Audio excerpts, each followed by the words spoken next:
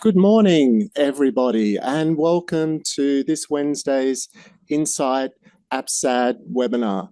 My name is James. I'm one of the clinical educators here with Insight, and it's my pleasure to probably not only welcome everybody who's here in the room at Byalla, our location here in Miagin or Brisbane, as well as also to welcome everybody out there in webinar land who's joined along. And I'll also be having an opportunity to present part of this morning as well about the launch of this toolkit.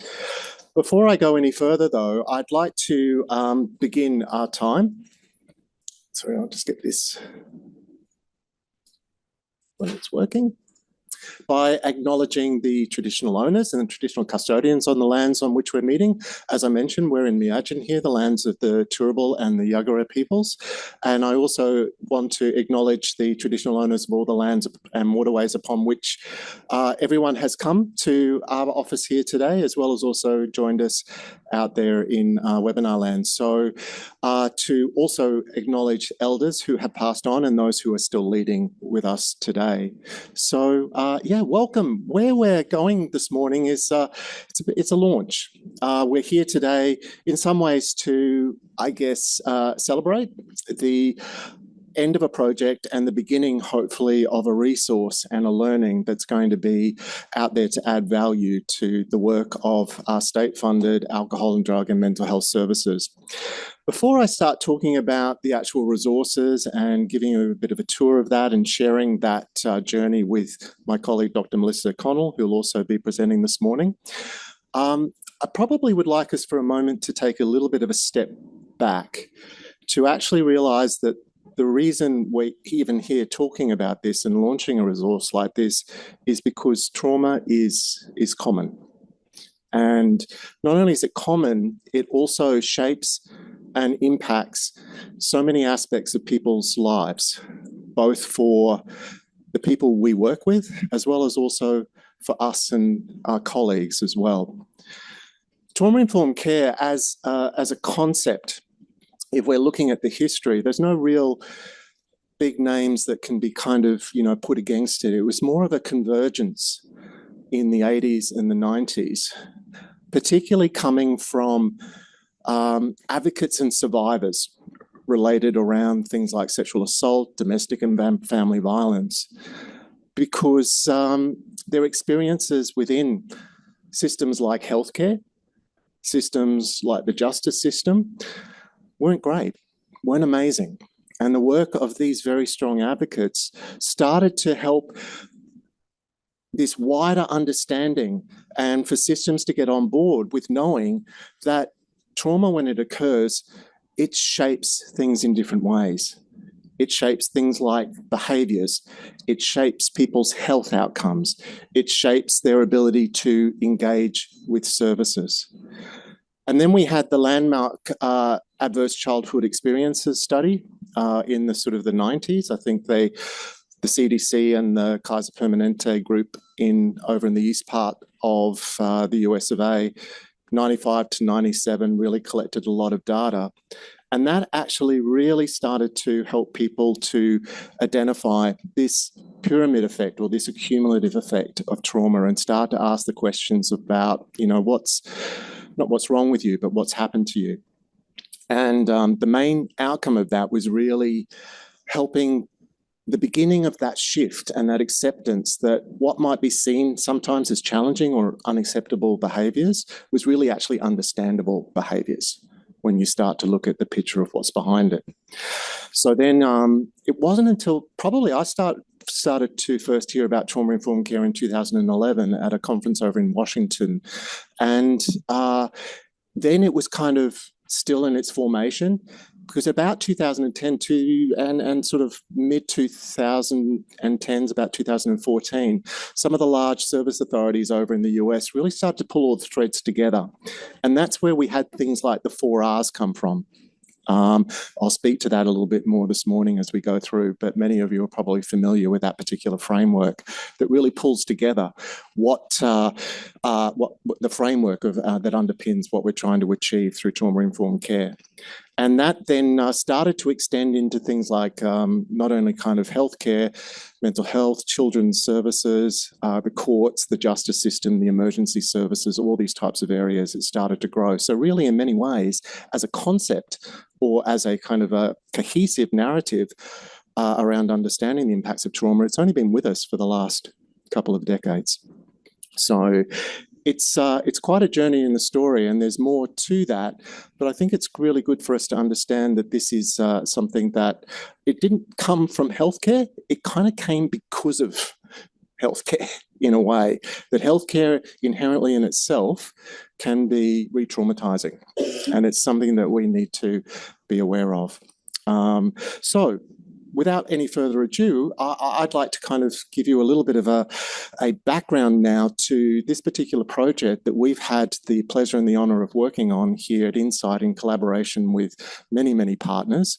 And the background to it really kind of began, I think, for our part in it, the parliamentary inquiry back in 2021-22, the report was published in 22, looking at the kind of the barriers to access to mental health and also alcohol and drug services. And there were a number of recommendations that came out of that. The key one that relates to this project is was a kind of a need and identification through the submissions, through the public forums, through what the parliamentarians who were on this particular inquiry committee heard, was that there sometimes was a need for our workforce, not always, but there was definitely a need for our workforce to increase capability and capacity in providing trauma-informed care. And I think it's good that government heard that, and government has acted on that in a way to actually start to kind of look to make sure that that capacity is increased.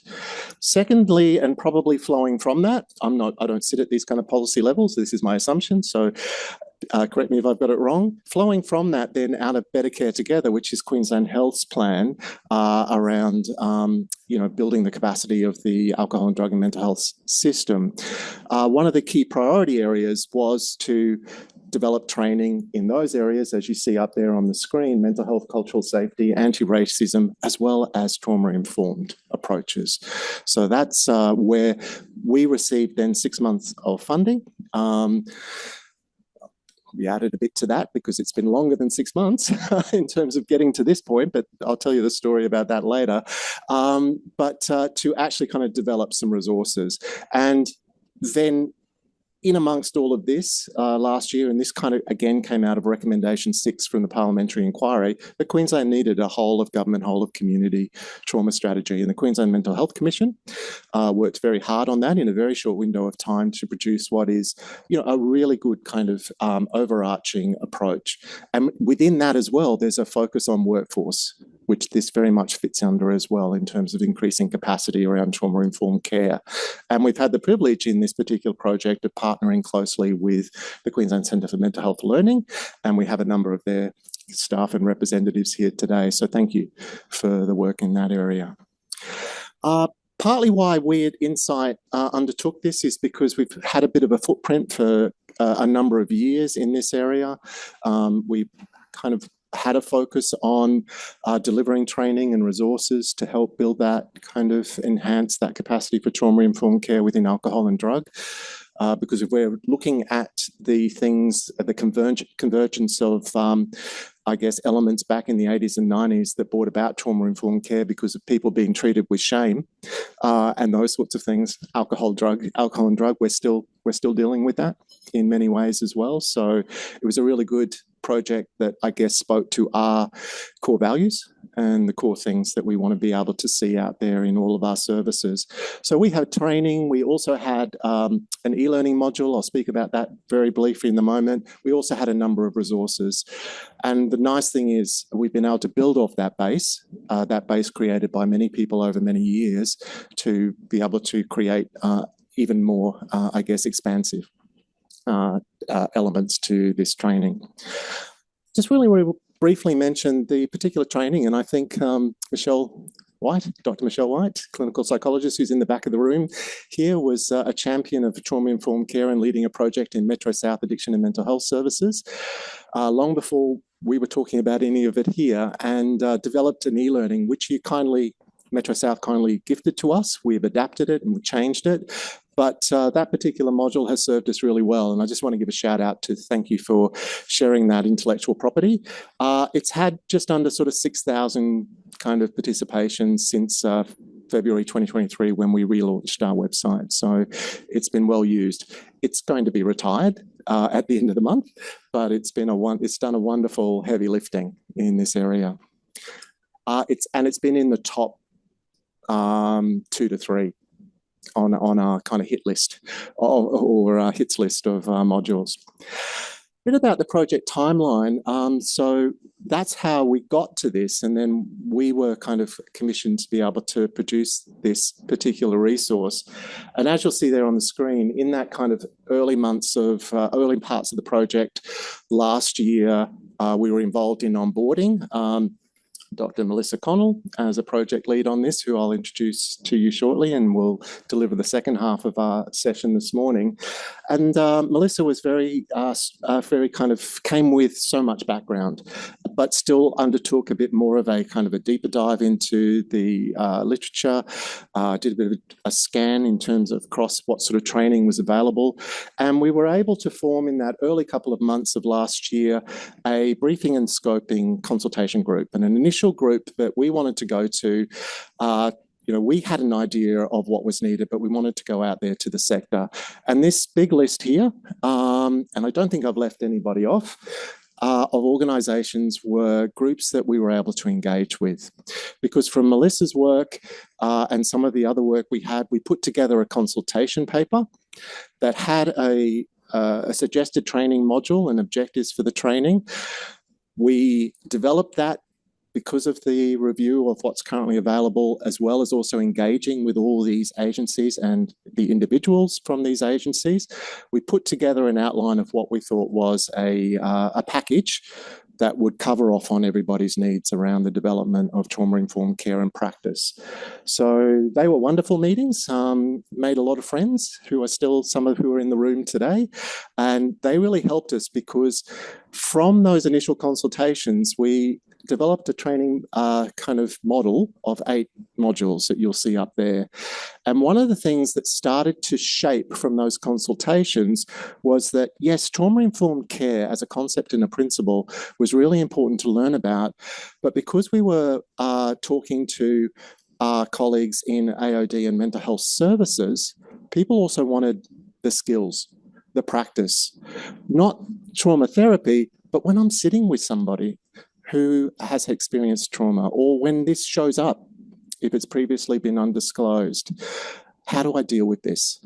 So you'll see in some of the titles there of those original modules, this is not the final training model, a bit of a shift in some of those to start to look at the how-to, not just the understanding and the awareness. We put a paper out, again, to that wonderful group of organisations that you saw before and the people involved in this project who were assisting us. That then came back and we identified, Melissa and I, from all that feedback, that we needed to even go a little bit further. So the final version you'll see in a moment is actually kind of 11 modules split across 2 levels to be able to adequately approach all the things that people felt were going to be really not even, kind of the nice to haves, but the must to haves to do this work properly. So we did that. As I just mentioned, we refined the training model, we expanded it. So for anyone here from the mental health, alcohol and other drug branch who funded us, this is why it took a little bit longer to finish, because we wanted to honour that desire to make sure things were practical and helpful and supported skills. We then established a practice advisory group that was a little bit more of a subset from those organisations, and some additional people and some other people that were added along the way. And the concept of the PAG, or the practice advisory group, was people who were actually doing the work or close to the work in some ways, so that we were getting the lived experience voice, we were getting the frontline worker voice, we were getting some of those service leaders who are involved in the deliveries of these types of services as well. So that group was formed and we commenced the development of the content, which over quite a period of time there, we started kind of putting things together into this suite. And this is where I want to take you now, is to actually kind of give you a little bit of a quick tour. I am capable of completely disrupting the system here. So far we're doing well. Hopefully at home you're seeing a wonderful picture there on our front page of our website. So this particular resource, which I was actually hoping to have to some of our wonderful friends who've helped us probably a few days ago or even last week, but because we have such rigorous quality assurance, it was finalized this morning. And in fact, I think one of the modules is actually not even up there yet, but oh, good, thanks. That's happened since we started, maybe. So we've got it on the front of our webpage at the moment, but at any other time, if it gets bumped off because we're creating other content, it's just going up here to toolkits in the banner and you'll find it. So you click on that. This will take you kind of to a bit of a, I guess, it's not, where you go first is not the toolkit, it's kind of the toolkit that kind of introduces you to the resource kits. So there's a bit of an overview there, and you'll see there that we've divided this into two kind of recommended pathways. One is Foundations of Trauma-Informed Care, which is 4 e-learning modules, about 2.5 hours of learning. And then we have the second pathway, Applying Trauma-Informed Care in Practice, which is 7 modules. That's about 6 hours in total of online learning. And they're really divided up around how they can be used anyway, but the recommended kind of pathways are that first series of 4 modules is for all workers, no matter what your roles, administration officers, volunteers, anyone, because trauma-informed care is a whole of system, whole of service approach in many ways. The second is a little bit for those who might be in direct work, whether trauma is disclosed or undisclosed. Some of the skills, some of the, I guess, learning, some of the capabilities that might support that kind of trauma-informed practice in that more direct way. So you'll see that that's identified. Those 2 pathways are identified by 2 tiles. A bit of an acknowledgement there to our funders through the Better Care Together, the Department of Health. So I'll just go to this first one, and you'll see the e-learnings there. I'll talk more about a bit of an overview of the content of these in a few moments' time. So 4 of those, about 2.5 hours, as I mentioned, and a number of resources. Some of the resources that are in the modules, some of the other ones that are probably really helpful for people who are in that foundation, a kind of space to learn. And a couple of our videos and some of the other things. And eventually this webinar today, if anybody's interested in watching it again. In navigating these systems, just above the title there, you'll see this little back to toolkit. It's the easiest way to not have to go all the way back and come back again. That will take you back to that page we were on before. And this is the second series, the one that's more that kind of practice focused for workers in more direct client-facing roles, but not exclusively. There's nothing here that won't hurt, I guess, the practice in other areas. And as you'll see, there's now 7 modules in this. And Melissa will kindly give an overview of these particular modules. There's a lot more in this particular resource kit than there was in the other, because there's some of the tools and the resources that were developed based on fairly kind of, well-known practice within this area. And lots to explore. I won't go through all of that now.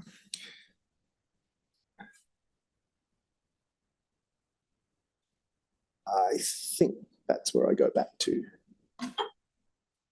Soon find out. So that particular divide that you would have seen there, those 2 pathways, that wasn't just chosen at random. There was a little bit of kind of natural falling of where these modules went. But it was also very consistent with what's been identified through a practice level framework that's existed in many different countries and was adopted into the Queensland Trauma Strategy in 2024 to identify these 4 practice levels of being trauma aware and trauma skilled is kind of levels 1 and 2. Level 3 is trauma enhanced. So that's looking at specific methods that might be used by specific work groups. And then there's that kind of 4th level. These modules don't touch into that 4th level, which is more your trauma-focused therapy type approaches. So this particular framework was kind of informed us about how we were going to kind of, I guess, structure this particular model. What we then did was build these modules, send them out for internal review, send them out for external review with our PAG. Amazing, excellent feedback coming back from many people in our room. I don't know if anybody is comfortable to put up their hand in the room. Sorry for those at home, but we've got some people who are members of our PAG here. Yes, there's a few. There's someone who's just popped out of the room as well. There's another one. So great kind of eyes to look at these things and to make them better. So thank you for that work.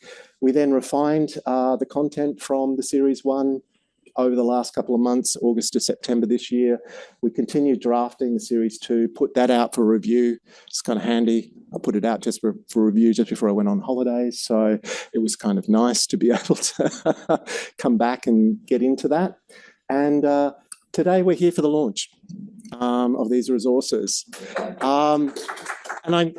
And then, like I said, many friendly faces here who are hopefully enjoying and celebrating this launch with us. But there's probably also a few of those people who are here just to make sure that it is being launched, that they're not going to get any more emails from me about, hey, here's 7 modules. Can you look at them?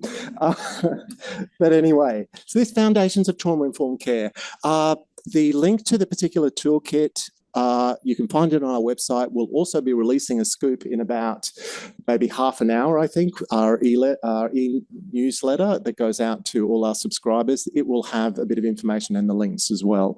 So that will be coming out. So I'm just going to briefly talk about these particular 4 modules of the Foundations of Trauma-Informed Care series. And they really follow the 4 Rs. For anyone who knows trauma-informed care and practice, 4 Rs was developed about 2014 to pull together this framework to kind of say, if you're going to be trauma-informed, you've really got to start to look at these things. 1, to realise the prevalence. 2, to be able to kind of recognise what trauma and its effects are. That doesn't mean that you're running around diagnosing anyone or anything. It's just understanding the impact and what's likely to be some of the kind of the impacts or the residual effects of that. Then there's also the other 2 R levels, which are about being able to respond then in ways that shape services to understand the impacts of trauma, and then to work in ways that is likely to resist people having a re-experience of the trauma. They're the 4 Rs. The first 2 modules that we've developed really kind of track those first 2 Rs. A little bit of information about, in the first module, Introduction to Trauma-Informed Care. What is it? Why is it? How prevalent it is. The second module, Recognising, is a little bit more about trauma and its effects as well. So what are some of the things that happen, not just because of the trauma, but what shows up, kind of, I guess, in a longitudinal way as well. And that very much aligns, those 2 modules align with that practice level framework that's represented in the Queensland Trauma Strategy around helping people to become aware and at a foundational level to be able to start to think about adapting practice, whatever role you have, to be more understanding and accommodating for the fact universally that a lot of our clients and the people that we work with have experienced these types of adverse experiences. In terms of the 3 and 4, the modules 3 and 4 in this series, they kind of map dually across that respond and resist re-traumatization parts of the 4 Rs framework, whereas module 3 is very much about introducing the common principles of trauma-informed care, which again were pulled together about the same time as the 4 Rs of safety, trustworthiness, choice, collaboration, and empowerment. There are other models that have been developed that add a few more. We went with that fairly universal common one. Happy to answer any questions later around the decision-making process there, but in the interest of time and to move on now, that particular module 3 really represents all of those principles and starts to encourage the reflective practice around, well, what can I do as a result of this? Module 4 is very focused again. So that kind of is obviously Module 3 is the principles, how to then actually kind of work in a way that reduces the likelihood of people re-experiencing the dynamics of the trauma when they're coming to our services and coming in those front doors. Module 4 is very focused on the workforce because trauma-informed care has a dual kind of focus up against people we work with and also the people we work alongside. So that really covers off on navigating vicarious trauma and a lot of strategies there for self-care. Probably nothing new, but I think a really nice kind of reminder, not only to individual workers, but also to those who may be supervising and managing around the importance of workforce wellbeing. Those particular modules there, 3 and 4, really start to kind of align a little bit more with, again, being sort of trauma skilled and nudge a little bit into the trauma enhanced, but not entirely.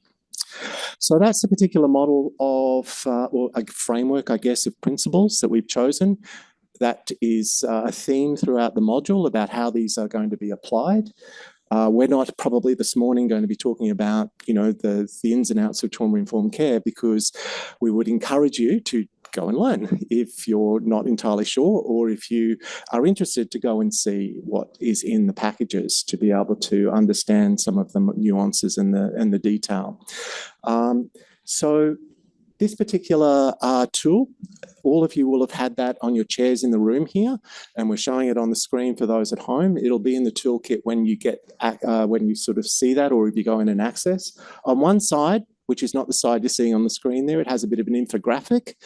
This is in Module 3, that kind of very foundations about building trauma-informed capability and practice in my role, where I work, so that I can be supporting people in ways that's more likely to see engagement and loss of kind of, less attrition and those types of things.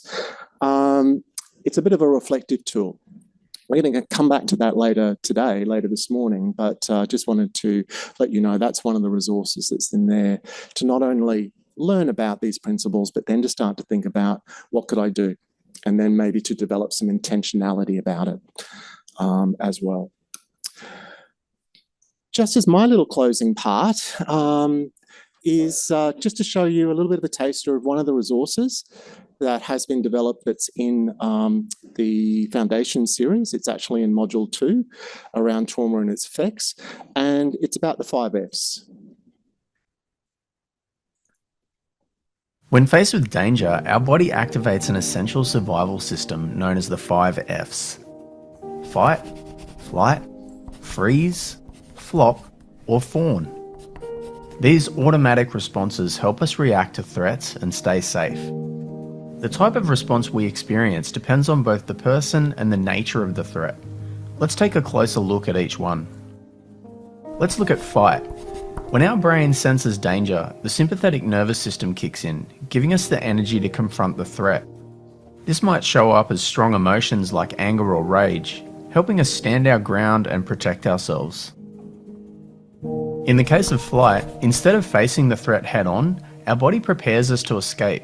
The same burst of energy that fuels fight is now used to run away. We might feel fear or panic, pushing us to get as far away as possible. If we can't fight or flee, our body may go into freeze mode.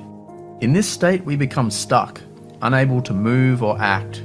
Our brain slows us down by activating the parasympathetic nervous system, putting the brakes on our energy.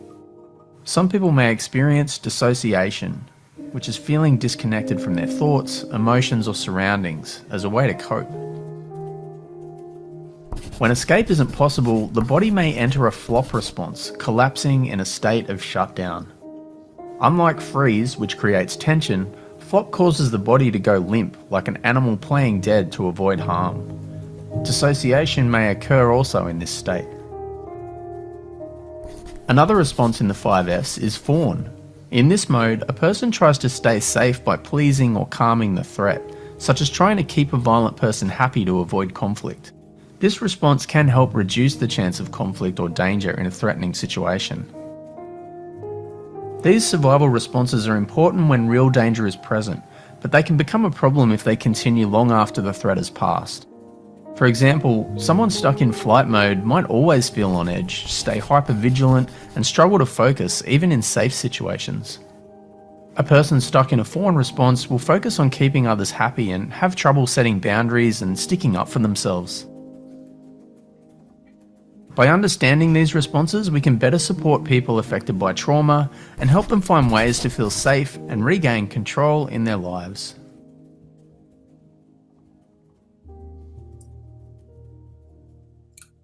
Just what are the resources that's available with a lot of information around it in terms of. I get the opportunity now, after summing up a little bit around the background, the project and the overarching kind of resources, and then speaking a little bit more detail about that first series, to hand over to my colleague now, Melissa. Melissa came to us. Melissa's actually worked previously with Queensland Health, supporting the development of a model of care of trauma-informed care for Metro North Alcohol and Drug Service, and also working with one of the NGO services as well. So, and has been an experienced clinical psychologist and trauma therapist for many years. But the nice thing is, I also just say Melissa is a really good human, and it's been lovely to work with her. So I'll hand over.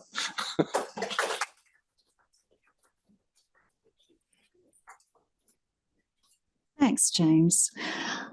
So pause and reflect. So I'm going to invite you to do that with me now, and we'll talk a little bit more about why we have that as a frequent sort of symbol that we use throughout the training, and why we think it's important.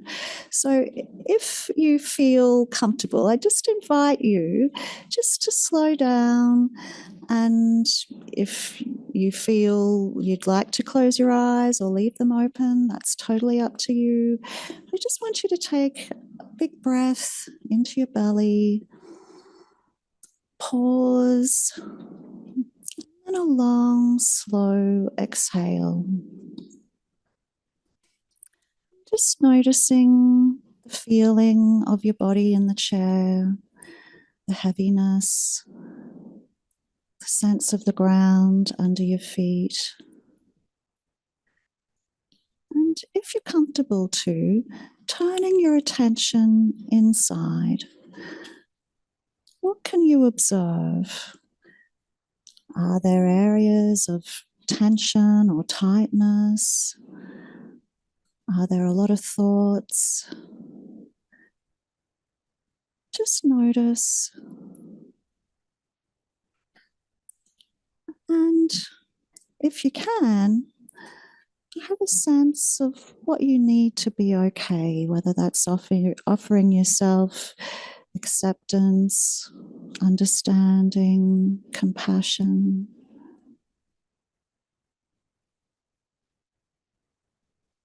And then turning your attention back to the feeling of your body in the chair, and going back to your awareness of being here in the room. So, how often do you do that in your everyday practice? Yeah, not that often. And it is hard to slow down, because we're under pressure. There's a sense of busyness that can really keep us focusing on what we need to do next. And it's important for people who are working in mental health and AOD services to work in a way that's sustainable for them. So that involves having self-awareness, being able to identify what's coming up inside them, what supports or resources they might need to be okay. But it's something that we're trying to encourage in workers throughout the training that we offer. It's a big part of managing vicarious trauma. And also in the training, it can be heavy going. We're talking about topics that can be confronting, and it can bring up difficult emotions and thoughts and feelings of your own. So we have these moments throughout the training where we encourage people to just pause and reflect, check in with themselves. We might have a few different prompts with, what we are inviting them to explore. But the other thing that I think is good to also be aware of, it's what we're trying to encourage in our clients as well. We really want to develop ways that they can start to build a relationship with themselves and their bodies and their internal world. Because for people who have experienced trauma, their internal world can be a source of threat. And avoiding that is a big part of what drives and maintains trauma-related difficulties and what we'll talk about today. And also, for workers, the more that we're calm and regulated and grounded, that has an effect on our clients. It helps them to feel safe, it helps to build trust, and we're regulating them when we regulate ourselves. So it's a nice little inclusion. Okay. So, yeah, I thought it might be helpful for us to go through the modules. We're looking at how do you apply trauma-informed care principles in practice? And that's something that I've come up against a lot in the past around, okay, we've got these principles, that's all, really nice, but, what do you do? And so we thought of a whole range of areas of skills that are really important to have in your work with clients who've experienced trauma. So our first one, I really should put my glasses on.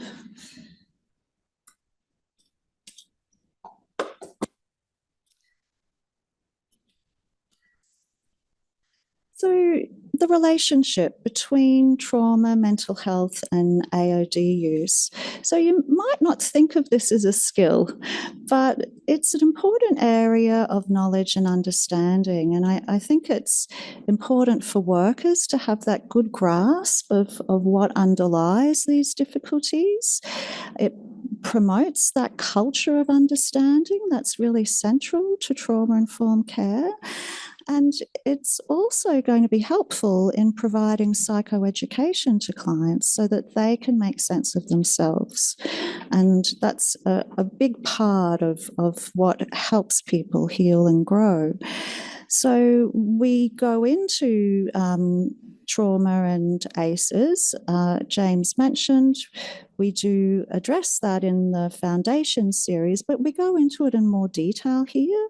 So this is really going, into more of the specifics around how ACEs are linked to the majority of mental health and AOD difficulties, the impact on the brain and the stress response, and that concept of people being in survival mode, that these are adaptations to environments of threat that have been a way to cope at some stage, but they've persisted. That person hasn't been able to come to safety again, or these are ways of continuing to navigate a threatening world.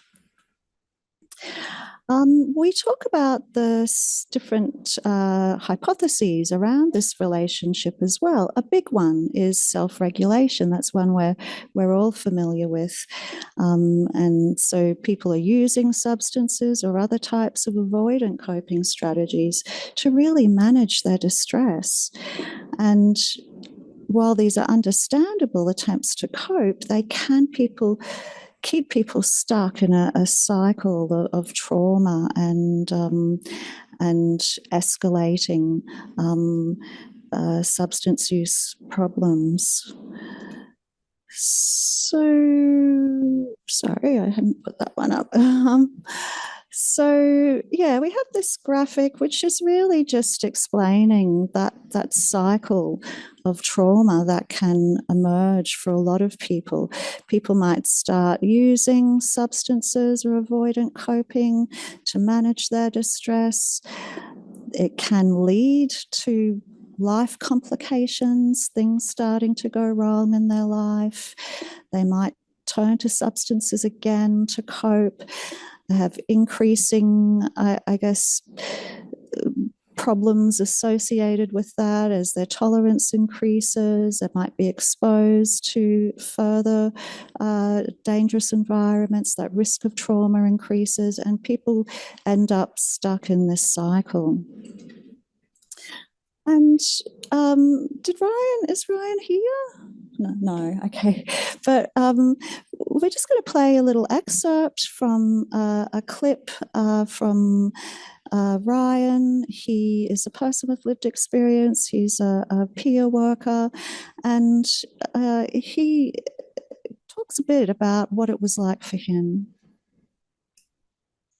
And I would look at all the holistic things, almost look at everything else but the trauma.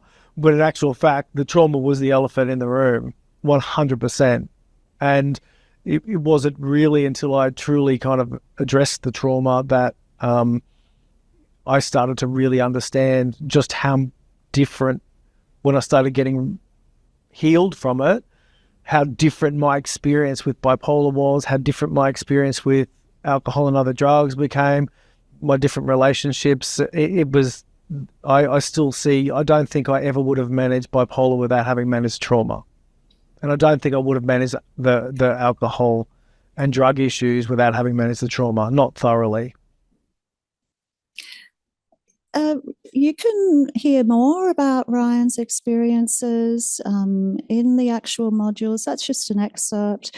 We have so many amazing contributions from people with lived experience that are really valuable, and they've been very generous to share what's happened in their life. And with every person, trauma has been connected to or underlying their difficulties with mental health and substance use. And actually, yeah. And I would look at all the holistic things, almost look at every... module also goes on to talk about breaking that cycle and what can really make a big difference for people in disentangling themselves from that world. So, conversations about trauma. So this is something that we thought it's really important to include, because what we heard from workers is that they had a lot of challenges, barriers to being able to talk about trauma with their clients. They were aware that there were high levels of trauma, but they would say, oh, we just put that to the side, or that's not within my scope. And there were concerns that they didn't have the right training, that they could distress their clients. They didn't want to have their clients overwhelmed and then feel unable to support them as well. So it's an area that we thought we really need to build confidence in workers being able to realise that there are safe ways to talk about trauma. And we do some role plays, and we look at how to apply those principles of trauma-informed care when you're having those conversations. So we've got tips around how to validate experiences, checking in with them, ways to avoid or just be careful they're staying regulated, not getting too overwhelmed, and ensuring that it is a safe experience for them. What follows on from this is screening. So screening for trauma is an important part of trauma-informed care service delivery. It improves identification of those people with trauma-related difficulties, provides more tailored care, reduces the risk of re-traumatization. So this module gives another role play. We describe how to introduce and administer just the PTSD-5 checklist, which is just a brief screening tool, how you might interpret scores, give feedback, respond to disclosures, and discuss follow-up steps. So if you don't ask, you don't know. And we know that there are a lot of barriers to workers asking and often to clients openly sharing that if they're not asked. A lot of clients may not be aware that what they've experienced is indeed trauma. They may not remember, there may be shame or mistrust. So there's a lot of barriers for both workers and clients. So having a screening tool gives you that structured, reliable way to ensure that that information is obtained.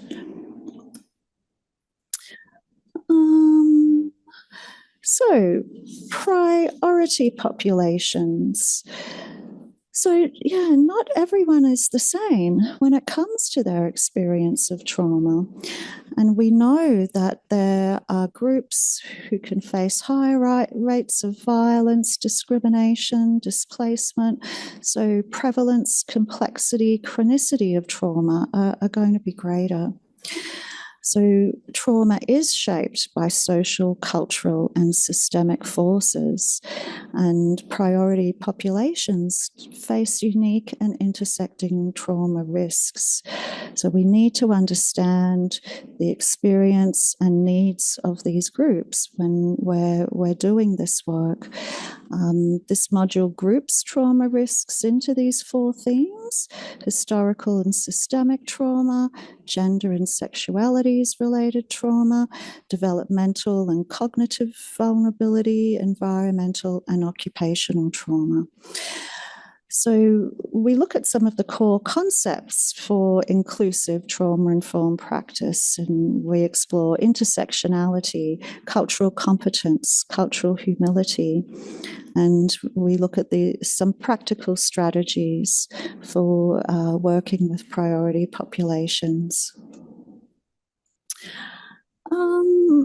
Emotion regulation. So I think this is such an important concept. This is a big module because I think it's really central to how we work with clients and what is helpful for them. We know it's an area our clients really struggle with, and it's such an important one in the work we do. So we know trauma disrupts emotion regulation, and being able to improve that is going to play a significant role in their ability to manage trauma-related difficulties. So we want to reduce those maybe unhelpful coping strategies that could be playing a role in perpetuating their difficulties.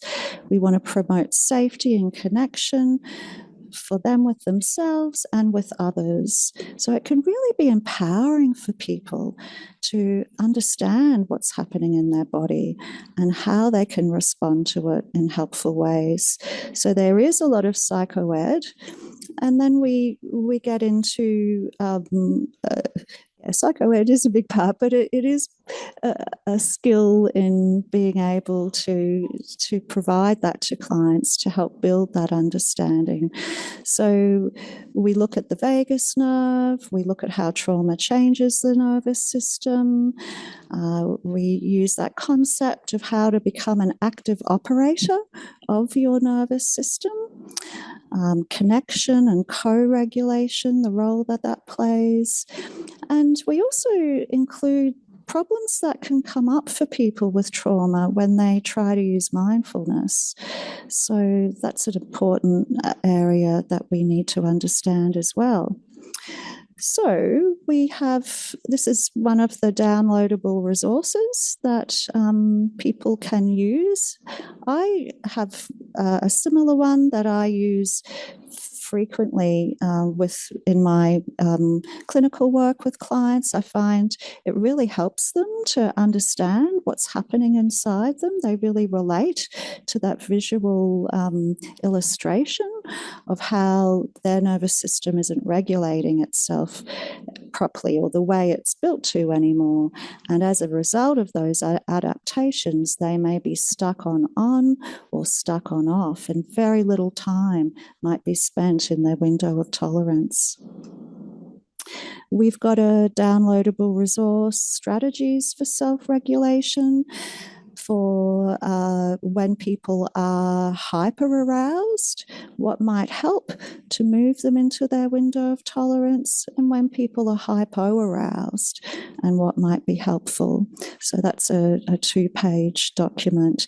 We've got lots of resources that people can be downloading and sharing with clients and using together. So responding to complex presentations, this was something that our advisory group was also encouraging us to emphasize. We know that many people who've had trauma will struggle with dissociation, psychosis, of course, complex PTSD and borderline personality disorder. But this module has some role plays, how you might respond to somebody who's experiencing dissociation or psychosis. And we explore some of the challenges in working together. And there's a section where we really unpack the importance of relationships and connectedness and just how central that is to healing, especially for people with complex trauma or attachment, relational trauma, which really sits at the heart of the trauma that our clients have experienced. And finally, taking leadership.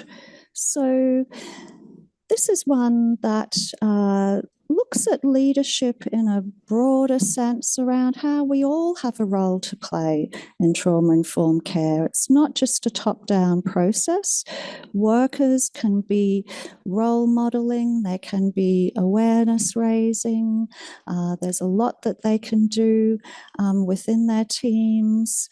And leadership can be embedding trauma-informed care into service delivery, modeling that trauma-informed leadership. So there's ways to get started. There's tools such as service audits, self-reflection tools, ways to help if there is a process of change going on in your service towards trauma-informed care.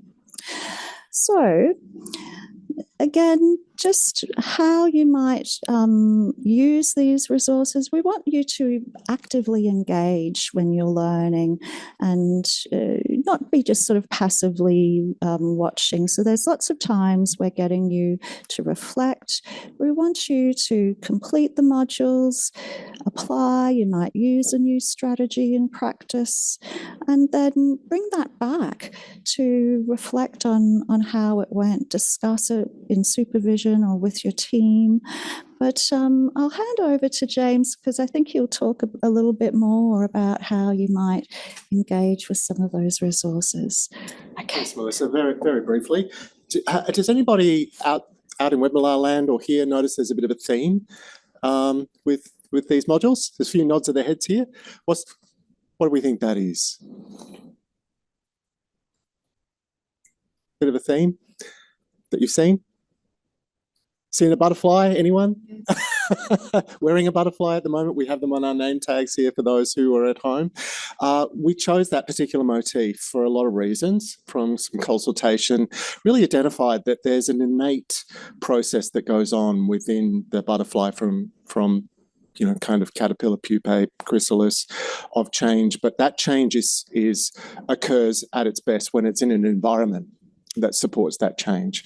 So that little symbolism, that little motif and graphic is really kind of indicating that. So I hope that that picture, or even your little, for those of you in the room here who've got the little butterfly, or for those who, if you see it when you're looking at the modules, if you're out there watching on Zoom today, to remind you that connection, that we can really support that process for people. But people also have the innate ability to grow, which is exciting as well.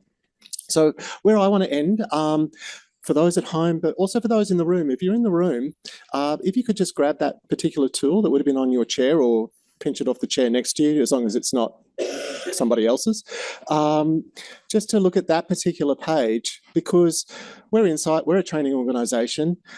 We presented a lot of information this morning, a bit of an overview, but we would like to end with a bit of a reflexive practice back to thinking about not only these principles in an abstract way, but actually in kind of a more applied, real way for our work. We're going to leave this room and you're going to, kind of leave this meeting and this webinar shortly. What we'd like you to do before you do that, though, is to think about, today, where I go next, whatever my role might be, whether I'm a direct worker, whether I'm in admin, whether I'm sort of involved in kind of management or leadership, to actually just do a little practice now. I'm going to take you through, it's only going to take a minute, to think about each of these principles individually, and to then think about, well, how can I, in the next thing I do, make things safer for myself and others? How can I make and build trust with myself and others in the next things that I do? So we're just going to do this for about a minute. So I invite you to join us. There might be some music playing. Yes, there is, very softly. Let's begin.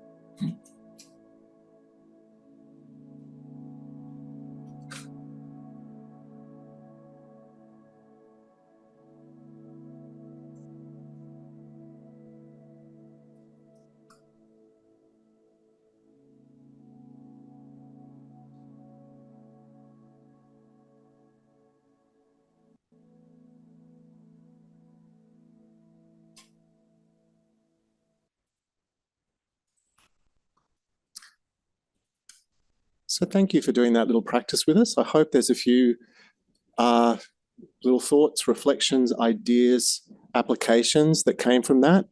And I don't know about you, but the one thing I like about particularly the 5 principles, if you're kind of doing one, you're kind of doing a lot of the others as well.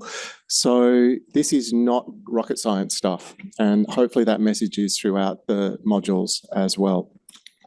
So thank you very much for your time. The toolkit, I don't know if the scoop's gone out. Somebody who's maybe kind of checked their emails recently might be able to tell me if it has or hasn't. It's coming. But if not, you can just go to our website and it's sitting on the front page there under the toolkit banner. Please access it. The modules that Melissa just spoke to, they're kind of pick and choose, or you can do them sequentially, however you wish to engage with it. It's all out there, free and open for everyone to use. So thank you very much. If there's any questions or reflections, I know we've come up to time, so if anyone in the room needs to leave, or if anyone out there in webinar land needs to leave because it's 11 o'clock and you have things butting up against that, feel free to leave, but we will hang around here for a few questions or anything else. Thank you, James. Thank you, Melissa. It is 11 o'clock and trauma is such a big topic. We don't want to ask questions about trauma practice today, particularly because we've just published 11 modules that tells you all, so don't be so lazy, go in and do it. But I just wanted to jump in and take this opportunity to do some special thanks. For those who don't know me or people online, I'm Jeff, I'm the director here, and I've got the privilege of working with such a marvellous team that can produce pieces of work like this. So I'm very, very lucky. I just wanted to firstly take this opportunity to thank all the people who've come here today and attended online with an interest in this topic. It is a big one and it has been quite a big undertaking. And for us, you don't do trauma-informed care training half-baked. It's too big, it's too important. It's such a big issue for so many people's lives that once we jumped into this, we kind of realised that we needed to do more than just 6 months of funding and an e-learning package. We needed to do something that was different, that filled gaps, that added extra content, and offered things that existing packages didn't do. And I really think having deeply dived into this over the last few days as part of the endorsement process, it really does. It's a brilliantly written and clear module. The practical tools are great. It's engaging. The video content from people I can see in this room, it really brings it all home. And I just wanted to thank and congratulate you and members of the PAG for the amount of time and dedication and just the gift of your time and wisdom to produce this has been remarkable.